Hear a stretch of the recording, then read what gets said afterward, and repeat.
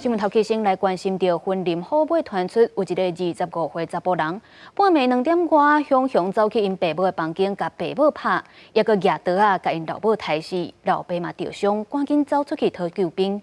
警方赶到现场，将2个人送病院急救，不过嫌犯的老母犹原是救无回来。警方嘛有将这个嫌犯逮捕，不过因为伊的情绪无稳定，有强制送医。我觉得挺远一点的。救护车赶到现场。 将身着几啊刀的老母紧急送医。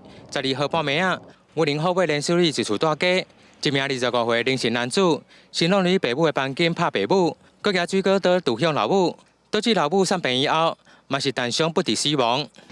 狗啊一直飞。我真奇怪，看那飞尾我警察车来。我是无出来。人家讲妈妈走。根据了解，当时案发时，林姓男子的老爸嘛在现场，看到后赶紧向前去阻止。 家己嘛被后生抬伤，赶紧走到厝外求救报案。警方接到报案后赶到现场，当场逮捕林嫌，但因为伊的情绪无稳定，将坐来送病院。狗为了肥，有听到咧争吵的声音，安尼尔尾了，救护车、警察车就拢来啊。详细的情形嘛无了解啊。正常即口罩的，拢真正常。平常时就是做是拢做正常的。当地里长就讲，这个大家10年前搬来到这。